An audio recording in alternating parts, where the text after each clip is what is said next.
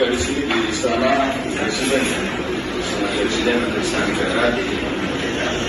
Memang di sini ada dua kedudukan yang melekat ya, ada personnya, pribadinya, dan artinya orang yang sama ini ada dua kedudukan sebagai person dan dia sebagai presiden. Memang seperti kita di sini ya.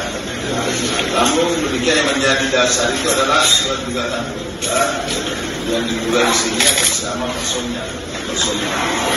Alamatnya kuasa personnya digunakan. Buktinya telah sampai kan sudah diterima. Ya, buktinya lalu itu bahwa surat gugatan ini bisa sampai kepada yang bersangkutan yang digunakan. Ternyata kan ada keputusannya datang ya. Jadi untuk sidang berikutnya supaya dilengkapi sesuai dengan apa yang disampaikan tadi. Saya kira 1 minggu ya, cukup ya, 1 minggu.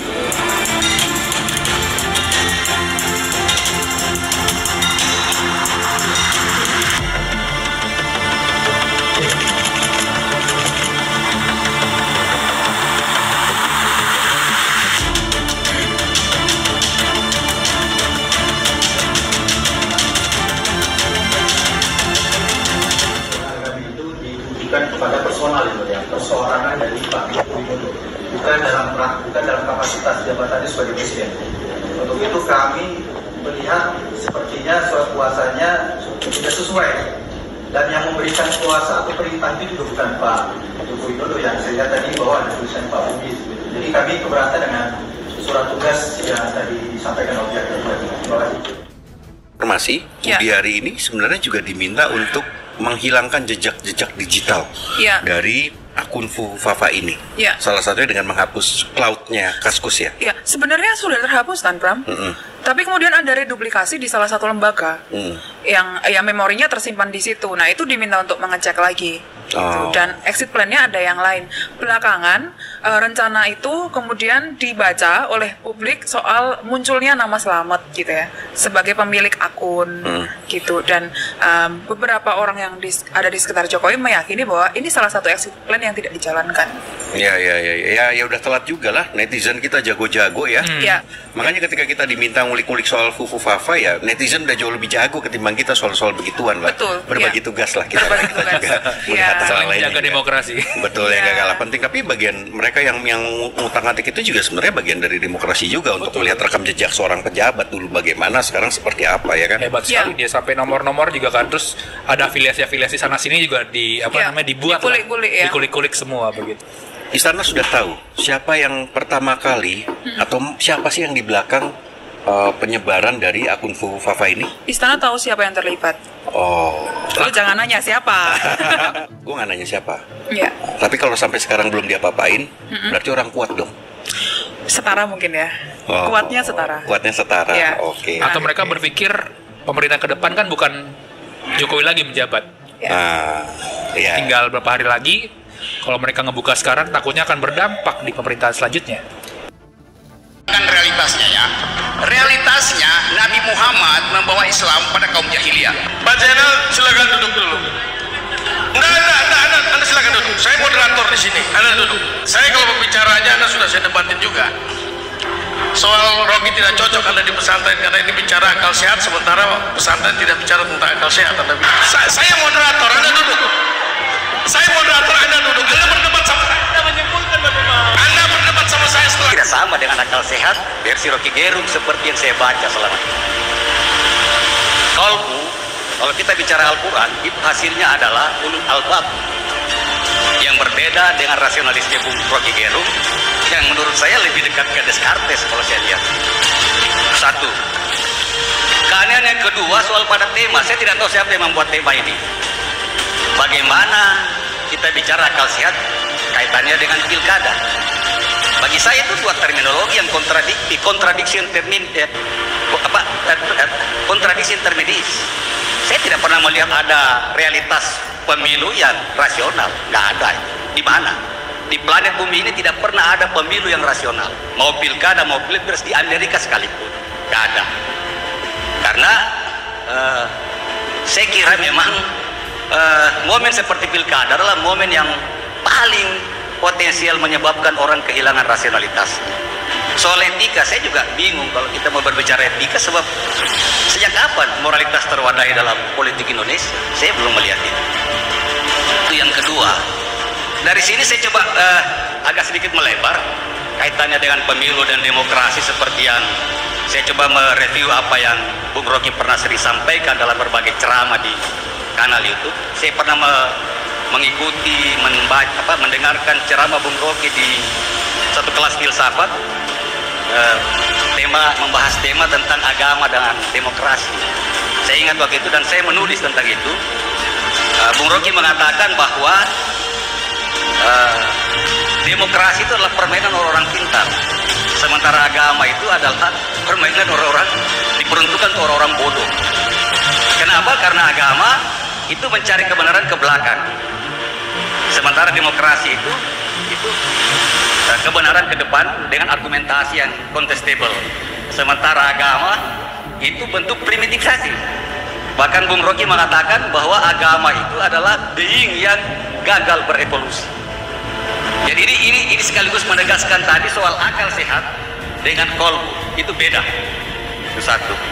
Jadi saya kira itu juga bagi saya problem epistemologi juga. Karena apa? Demokrasi itu sendiri dibangun dari satu asumsi yang sesat sebenarnya. Demokrasi mengandaikan semua orang paham apa yang terbaik bagi dirinya, sehingga diberi otonomi untuk menentukan pilihan sendiri. Di mana realitasnya itu nggak ada. Bung Rocky ini kan orang yang paling sering mendungu-dungukan orang. Artinya kedunguan itu realitas. Terus bagaimana kita bisa rasionalis kepada demokrasi? Itu nggak mungkin bagi saya. Saya kira itu tadi yang saya ingin sampaikan. Saya kira memang tadi saya tegaskan kembali bahwa antara pesantren dengan Bung Rocky itu saya anggap aneh karena punya lompatan paradigmatik yang sangat jauh sebenarnya. Orang-orang pesantren ini percaya bahwa penggerak perubahan itu adalah ruh, sementara Bung Rocky mendalilkan perubahan itu justru pada pola-pola produksi dan distribusi. Jadi bagi saya itu memiliki lompatan, ini keanehan. Ini keanehan yang ketiga. Satu kali lagi, terakhir, saya kira Bung Rocky juga keliru membangun logika tentang income per kapita. Saya kira Bung Rocky tidak cukup paham soal itu. Income per kapita tertinggi di Asia Tenggara ini adalah Brunei Darussalam, tetapi dia negara yang paling miskin. Sementara soal utang, sementara utang yang terbanyak itu, kalau kita bandingkan dengan PDB, itu justru adalah pada Singapura. Singapura itu lebih dari 100% dari PDB-nya. Saya kira itu saja yang saya sampaikan. Sebentar ya, kita dialog akal sehat ya. Iya. Oke. Pak Zainal dari mana, Pak?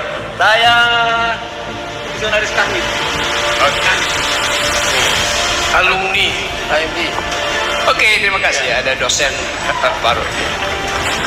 Saya mulai menerangkan ulang ya, yang dari belakang yang terakhir. Saya tidak membandingkan Singapura dengan Indonesia. Saya bandingkan Malaysia dengan Indonesia.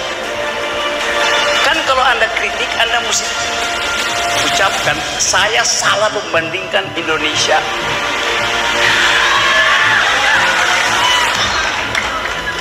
Gini, saya terangin ya. Kan konteksnya saya bilang yang akan bersaing bonus demografi Indonesia dan Malaysia. Oleh karena itu saya pakai data Indonesia dan Malaysia. Kecuali Anda bilang bahwa Pak Rocky salah karena pendapatan per kapita Malaysia itu adalah 17.000. Tidak, tetap 13.000. Tapi kan Brunei 17, saya nggak bicara Brunei, saya bicara Malaysia. Iya, 30.000 kalau saya pakai data Brunei. Saya pakai data Malaysia, right? Oke, yes.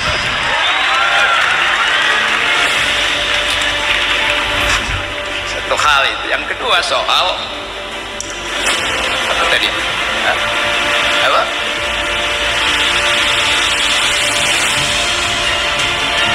Yes. Semua pemilu di negara Benelux mendekati sempurna karena tidak ada fraud, tidak ada corruption. Anda pergi ke Finlandia, dasarnya adalah indeks korupsi.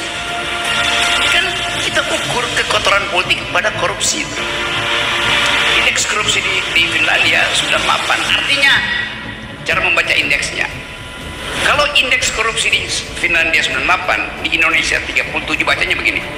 Di Indonesia, dari 100 orang, tinggal 37 yang jujur. Di Finlandia, dari 100 orang, 98 jujur. Anda pergi ke Butan, 100%. Karena itu pintu di Butan itu nggak pernah ditutup, nggak ada yang mau mencuri di situ. Oke. Jadi perbandingan itu saya maksudkan supaya kita mendekati Finlandia, supaya kita mendekati Singapura, mendekati Amerika. Kan begitu yang saya terangkan. Jadi memang nggak ada yang sempurna, iya, tapi kita jangan bikin makin tidak sempurna.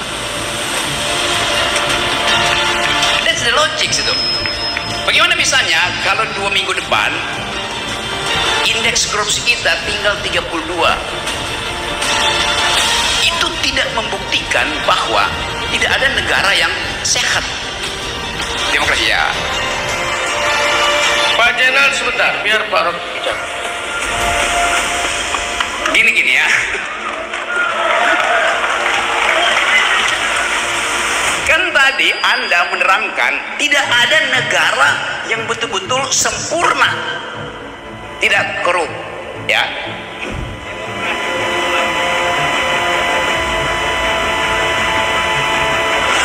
Oke, saya terangkan pelan-pelan ya.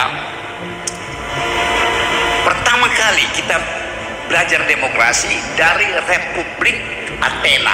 Ya. Bagaimana demokrasi di Athena dilakukan? Perhatikan ya.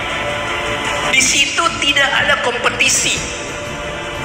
Di Athena, anggota DPR itu diundi. Kalau Anda terundi, semua kita setuju, Anda pergi ke DPR. Karena prinsipnya adalah semua warga negara punya kesetaraan kejujuran, kesetaraan etis. Jadi dari awal demokrasi justru mengandalkan kejujuran manusia. Salah data Anda. Awal demokrasi adalah prinsip primus inter pares, hanya boleh diundi. Nah, kalau saya malas pergi jadi anggota DPR, diundi aja tuh. Dia yang terpilih, saya percaya dia akan mewakili saya. Kalau you terundi, semua kita percaya you akan mewakili kita.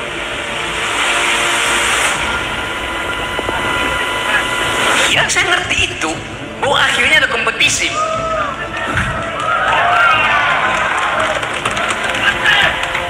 Tetapi genealogi dari demokrasi adalah asumsi bahwa semua orang jujur. Ada ketidakjujuran, deception. Ya memang itu prinsip dalam demokrasi, bukan pemerintahan dari, oleh, dan untuk rakyat. Prinsip demokrasi di awal adalah the government of reason through the government by the people. Pemerintahan akal melalui pemerintahan orang. Itu dasarnya tuh. Oke, 3 kesalahan ya. Satu lagi yang terakhir, soal kolbu. Sebagai sesama ulul albab,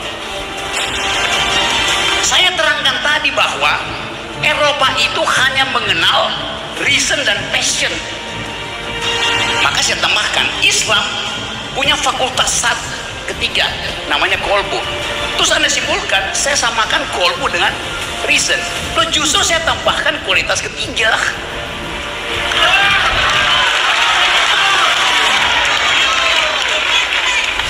Itu maksudnya.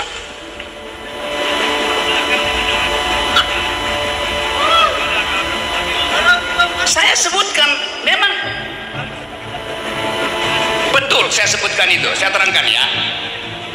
Oke, sekarang agama memang tiba pada mereka yang dungu. Tidak mungkin nabi-nabi itu membawa keyakinan baru kalau di situ udah ada peradaban.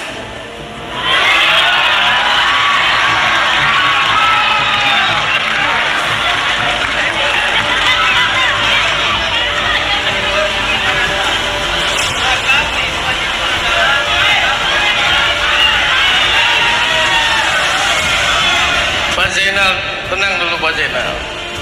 Agama Islam tiba. Saya terangkan realitasnya ya. Realitasnya Nabi Muhammad membawa Islam pada kaum jahiliyah. Oke. Sudah cukup ya Pak Zainal ya.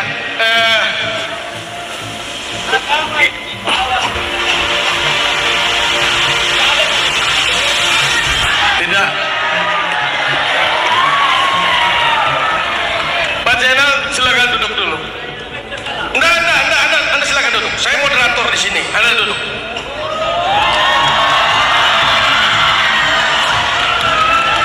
Saya moderator. Jadi saya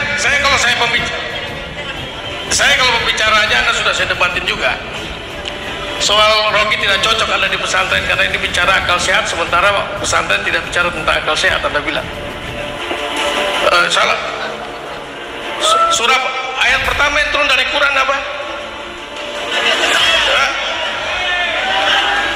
Islam mengajarkan tentang Iqra itu tentang ilmu pengetahuan. Jadi akal sehat itu diperlukan dalam agama. Jadi pesantren mengundang ini karena mereka memang ini akal sehat mereka. Saya moderator, Anda duduk. Saya moderator, Anda